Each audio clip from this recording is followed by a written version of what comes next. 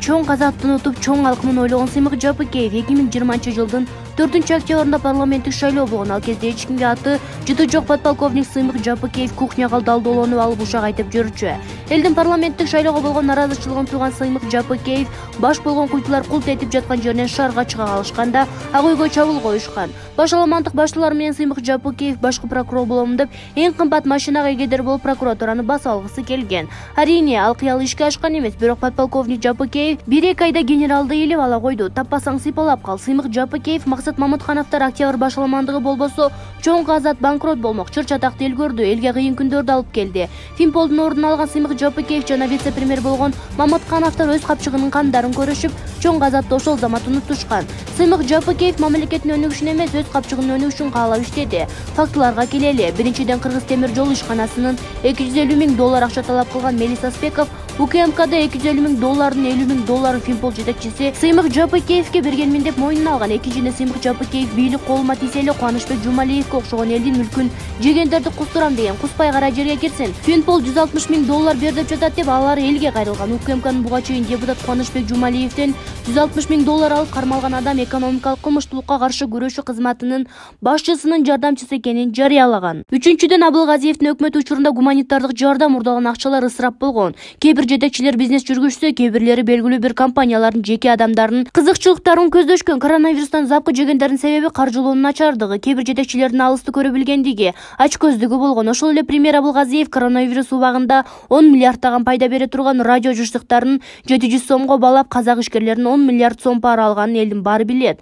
Буга Финпол Сыймык Жапыкеев тарабынан эч кандай чара көрүлгөн эмес. Балким Абылгазиев кытылдатып койгондур. Бул да УКМК тарабынан кармалып ичип жегендердин бети ачылууда. Абылгазиевдин өкмөт учурунда коронавирус болуп көрбөгөндөй апогейине жетип, анын ордун алган Кубатбек Боронов ал абалды оңдоп келаткан. Арине, Финпол тарабынан эч айыбы жок. Бороновго 5 саат сурак жүргөн. Эмне коронавирусту жоюп келаткан үчүн Финпол ушунча кармап турдубу? Коронавирус илдетин жайылтууда өз салымын кошушкан Руслан Казакбаевдин бир тууган келини, ошол кезде социалдык тармактарда жетектеген вице-премьер Алтынай Өмүрбекова менен саламаттык сактоо министри Космосбек Чолпонбаевдин Финполдон суудан кургак чыгып жатканы, Сыймык Жапыкеевдин капчыгын калыңдатканын улам болуп жүрбөсүн. Төртүнчүдөн, тараканга таланып эл катары жөн жай үйдө жатпай, Жапыкеев өзүнө окшогон акча десе акактаган адамдардын колдоду. Жөнөкөй эле мисал. Коронавирус убагында спецполиклиниканы жетектеген Гүлмира Байетова өзүнүн жакындарына мыйзамсыз айына 160,000 сомдон айлык чектеп, калгандардын баарын акчасыз кезексиз отпускага айдап жиберген. Андан көрө тегиз эле баарына бирдей акча берсе дурус болмок. Бул жерди текшерүүгө келген Сыймык Жапыкеевдин кызматкерлери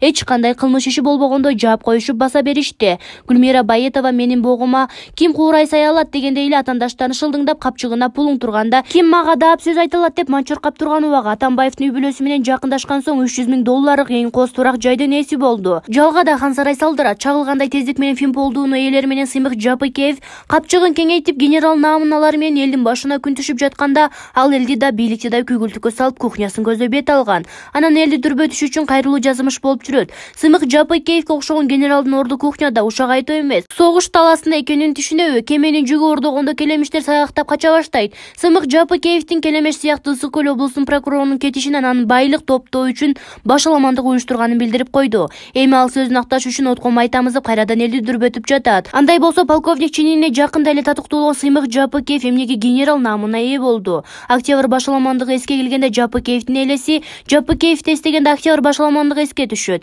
Бекер жерден Текебаев анын кухнясын Лениндин брондолгон техникасына салыштырган эмес. Алгокудон тоюп сыйгаланган финансы полициясы өз алдынча орган катары 2012-жылы негизделген. Сыймык Жапыкеев бул кызматта октябрь башаламандыгында баш прокуратураны басып алгандан кийин дайындалган. Ал досунун кымбат балуу машинасы минип барганы менен башкы прокурор болгон жок. Фин полицияны башкарып, өз көмөчүнө гүл тартып туруп алган соң кийин эсине келип, эмне себептен бул кызматка келгенин эстеп Кубанычбек Жумалиевке асыла баштаган. Бирок УКМК ишке кирген соң гана иш жыла баштады окшойт. Жапыкеев кара пиарды жана элдин башын айлатканды жакшы көрүп, Текебаевдин мактоосуна татыктуу болгон кухнясын унутту. Адатта чиновник кызматтан алынады же камаларда чыр-чатактуу көрүнүштөргө кириптир боло баштайт. Учурунда Финполдун башчысы катары Сыймык Жапыкеев өгөй баладай койдуланып, чын жалган аралаш маалыматтардын жабылуунда жүрдү. Иштегенден дактануу сарбып, оргу барга ашыкча көп сөз айтып, эки анчы маана жаратып жүрчү. Ошондуктан жаңы жыл алдында Жанат ресторанында президентке талапкерди коноктоп тайдын учасын тартканы белгилүү. Жогорку даражадагы жетекчи да ушундай кылабы? Сыягы жаңы бийлик үчүн команда боло албаспы байкалган. Жапыкеев көпкө узабай кызматтан жашоодон алынды, себеби ал фимпол болуп турганда баш аяксыз убадаларды берип эле келе жатты. Блогер сымал улам соц тармактан кайрылууларды жасап, кызматкердин этикасын сактаган жок. Олигархтарды кустуруп, миллиондорду төктүрүп эмиш, кыялында кыйратып эле жатат. Виртуалдык дүйнөдөн түшпөй, капчыгын калыңдатып жатты. Ал эми жасаган ишин карай келсең, көңүл жылытарлык эмес эле. Баягы эле эски системага эрмешип алып багайлаган эле бир пенде.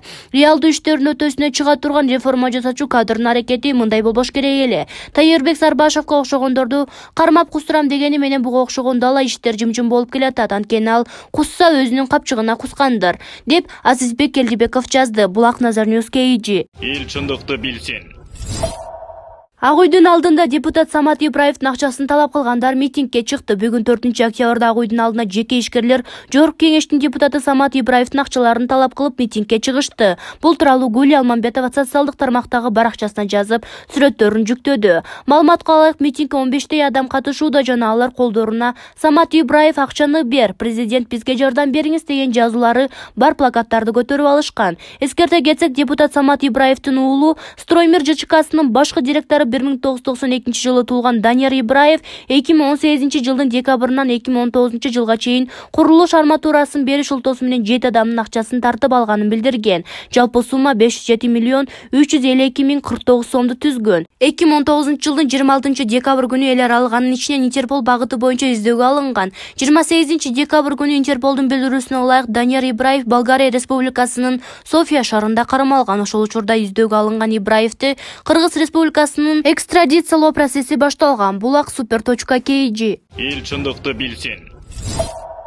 Садыр Жапаров Кумтөрдү иштетүүгө эч ким тоскоол боло албайт. Президент Садыр Жапаров Кумтөр кенине байланыштуу коомдо кызыгуу жараткан суроолорго өзүнүн Facebook тармагындагы расмий баракчасы аркылуу жооп берди. Белгилей кетсек, буга чейин жергиликтүү ЖММКлар 30 сентябрь күнү Женева шаарында Center Gold компаниясынын жетекчилиги менен Кыргызстандын расмий өкүлдөрү жолукканын жазып чыккан. Иш-чарага Кыргызстан тараптан УКМКнын төрагасы Камчыбек Ташиев, министрлер кабинетинин төрагасынын биринчи орун басары Акылбек Жапаров, башкы прокурор Кулманкул Зулушев жана Кумтөр ишканасын сырттан башкарып жаткан Теңиз Бөлтүрөктүн барганы айтылган. Жолугушуу биздин сураныч менен эмес, Center Gold компаниясынын суранычы менен өттү. Бизден 4 киши барды. Жыйынтыгы алар келгенде угабыз, деди Садыр Жапаров. Ал эми Лондондогу Баалуу металлдар рыногунун ассоциациясынын Кыргыз алтын ишканасынын ишенимдүү компаниялардан тизмесинен чыгарып салгандыгы боюнча ал буларды айтты. ЛВМБ биздин алтынды алуудан баш тартты. Эми алтындарыбызды сата албай калабыз деп ызычуу салып жаткан жарандарыбыз кайтарым. Сиздер эч кам санабаңыздар, алтын жерде калбайт, сатып алам деген кардарлар кезекте турат, талашып, деди ал. Ошондой эле өлкө башчы канадалык компания Кыргызстандын өкмөтүнө каршы кайрылган эл аралык соттордун утаарыбыздан көзү жетерин билдирди. Утулбаев сутабыз, макул дүйнөлүк мафиянын таасирине салып бизди утуп алды дейли.